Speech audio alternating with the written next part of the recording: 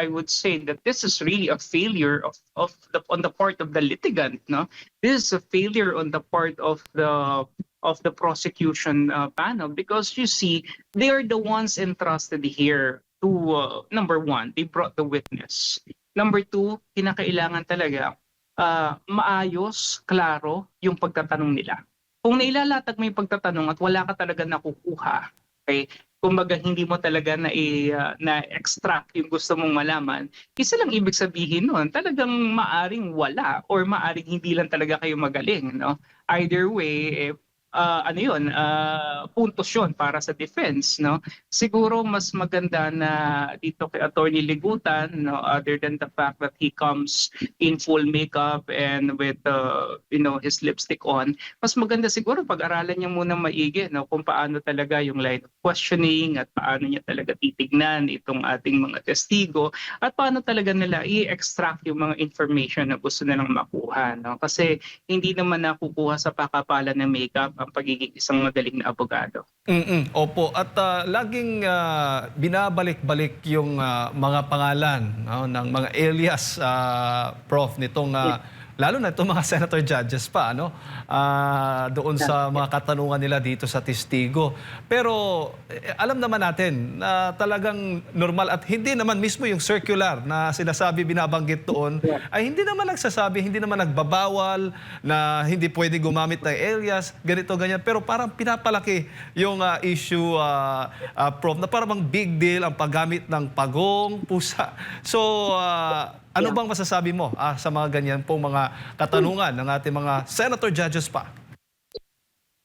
Well, in the first place, I think it demonstrates the stupidity of our judges, no, especially those people who are actually seeing these things. Kasi nga in the first place, talagang na-establish na yun eh. Alam na natin at alam na dapat nila yon. Pero yun nga, dahil nga sa gusto nilang ipakita at magkaroon ng panggulat sa publiko, no, bakit nandito itong mga pangalan na to, no? Bakit hindi yung mga totoong pangalan? Well, in fact, the idea of confidentiality is to conceal the identity of the people. Otherwise, it will no longer be confidential, and the operations that are in line with this disbursement of funds may be compromised. No? Hindi ko naiintindihan ano po bang mahirap intindihin doon. Ano? I think siguro sarado lang talagang isipan ng ating mga senator judges dito. No? And they even resort to grandstanding and even bullying yung ating mga testigo, which I think it's not supposed to be the case. I think Senator Irwin Tulfo and Senator Rapi Tulfo still believes that the Senate is still a continuation or an extension of their radio broadcast. Mukhang hindi pa sila nakaka-recover, no, doon sa pagiging broadcaster nila, at hindi pa nila naiisip na sila ay senador na ngayon, ano, at mukhang na underwhelm yata sila doon sa kalagayan nila ngayon, ano, which is of course different already from what they used to do. Ang akin, kung talagang gusto nilang mag-resort pa rin doon sa mga ganon na mga atake, those virulous attacks, against people, I think they need to go back to their previous job as broadcasters, at hindi na dito sa Senado nila dadalhin itong mga ganitong antics, because it does not add anything to this proceeding, I would say, and to call the witness as stupid or any of these derogatory remarks, I think is very unbecoming of a senator of the Republic. Opo. At marami ang talagang galit din doon sa mga pahayag na yan, no? Yung mga katanungan at mga sinabi. Kasi hindi naman daw yan ganyang ugali, no, ng isang judge. Kung haharap ka, dapat maging impartial, kumbaga. Prof, ang ipinapangita nitong mga senator judges. Although, iba naman talaga dito sa impeachment trial dahil may halong politika po talaga. Pero, Prof, yes, go ahead po. Anong masasabi mo? Yeah, kasi nga po, no, kung titingnan naman natin, yes, they're politicians in the first place, pero kung makikita natin kapag naman halimbawa yung mga kagaya ni Senator Pia Cayetano or Senator Alan Peter Cayetano nagtatanong, they're also stressing a point, they're making a point, but not to that level, no, na talagang nagiging derogatory at nagiging parang parang pinapalengke nila yung witness. I think that's not how it is. You could stress a point. You could make a very good, valid contention. Why not? No, but at the end of the day, we need to maintain proper decorum, and the proper respect should be given to the witness. In the first place, the witness is not supposed to be there. No, pinatawag, sinampina, kinalad ka dito sa korte para tanungin. And I think they should be accorded a great deal of respect at magkilala doon sa effort na gusto nilang ilagay yung kanilang sarili para talaga sa pagkakaroon at pagka malaman natin yung katotohanan. And then you're not supposed to be subjecting them to these things. And I think this was born out of the frustration nitong mga judges na kaalyado ng ating Pangulo, dahil nga alam nila na unang-una tumatagal itong paglilitis na to, mukhang nababawasan din yung interes ng taong bayan. Kasi kung totoo na may traction itong impeachment na to, at kung talagang ang gusto nilang gawin dito is hindi naman talaga mapanagot ang ikalawang Pangulo, kundi siraan lamang siya at pahinain yung kanyang makinarya for the 2028 elections, I think it's not really hitting the target at all. And I think this is one of the reasons why this government allies or administration allied senators are trying to do these tricks at the moment, out of sheer frustration, I believe, dahil nga walang nangyayari doon sa kanilang mga ginagawa, at sa kanilang mga pinlano.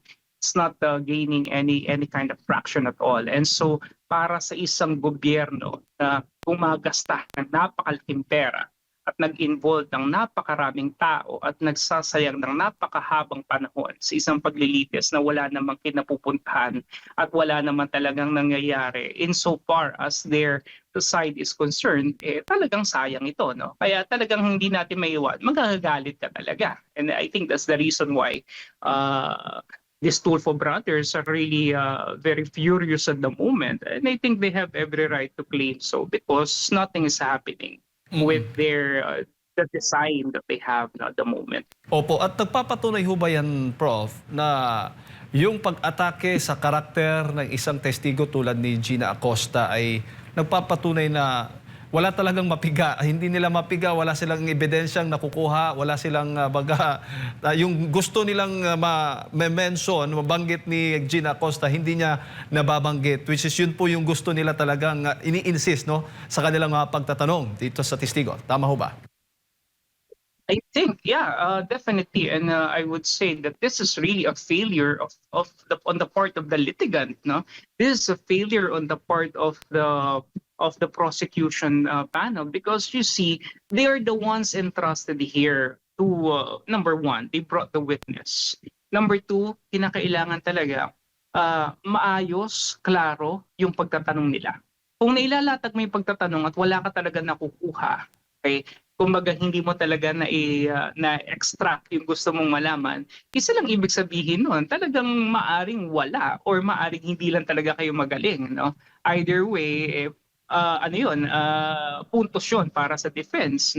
Siguro mas maganda na dito kay Attorney Ligutan, other than the fact that he comes in full makeup and with his lipstick on, mas maganda siguro pag-aralan niya muna maigi kung paano talaga yung line of questioning at paano niya talaga titignan itong ating mga testigo at paano talaga nila i-extract yung mga information na gusto nilang makuha. Kasi hindi naman nakukuha sa pakapalan ng makeup ang pagiging isang magaling na abogado. Opo, kasi kung puro lang salita yung ginagawa, Prof, tsaka walang sapat ebidensya, hindi po talaga tatayo yan kahit sa regular na korte. Kasi kung ang issue lang naman dito, kung mali ba yung paggamit ni VP Sara sa confidential funds, sinabi na ng disbursing officer, regular na proseso, sumunod sa regular na proseso, tapos pinasa lang niya kay La Chica. At the same time, wala naman tayo, hindi naman natin alam. Para bang speculations lang yung naririnig natin, gumagawa-gawa na lang ng istorya, pinagtatahi-tahi, batay po sa sarili po nilang interpretasyon. Ganun ho ba ang nagiging obserbasyon po ninyo sa mga katanungan o mga konklusyon na dito o mga pahayag ng mga sa impeachment trial? Yeah, absolutely, no, absolutely. Kasi when you don't have a clear case, you just resort to other antics. You resort to either grandstanding, or you resort to belittling the integrity of the witness because you don't have a case in the first place. No, yun yung problema. No, and I think the prosecution should understand this. Anyway, mahaba-haba pa naman itong impeachment trial, ano, at mayroon pa naman silang pagkakataon siguro to regroup and to recalibrate and try to see how could they unearth, no, or bring out in the open. Ito nga sinasabi nila may mga pasabog na naman sila sa mga susunod na witness. Medyo nakakadala na kasi itong mga binabanggit nilang pasabog, ano. Ewan ko kung sino itong mga pasabog na to, Trillanes ba to or whatever it is. Pero mukhang nakakadala, no, at maaaring ito rin yung isang dahilan kung bakit yung interes ng publiko medyo nababawasan dito sa impeachment, because itong mga sinasabi nila ang gaganda ng mga ang gaganda ng mga kumbaga trailer ng pelikula, no, pero pagdating naman doon sa aktual na pelikula basura pala, no. So these things, no, hindi natin to kinakailangan in the first place, kasi if they're really good, if they really are prepared as they are claiming to be, and if they're always saying, no,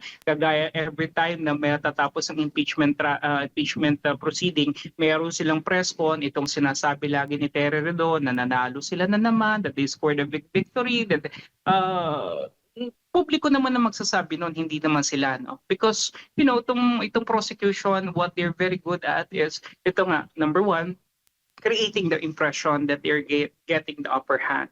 Number two, creating the idea or the concept that merong direction yung kanilang mga sinasabi, when in fact hanggang ngayon nangangapa pa rin sila ng mga ebidensya. And I think this is really the problem when gumawa ka ng isang kaso na in the first place, wala ka naman talagang matibay na tinutuntungan. And I think this is something that they are already experiencing right now. Pero syempre, pagdating sa mga press con nila, sa publiko, they will always demonstrate the idea that they're good, they're doing well, when in fact, talagang may kita natin na sabog-sabog talaga ang prosecution at this point.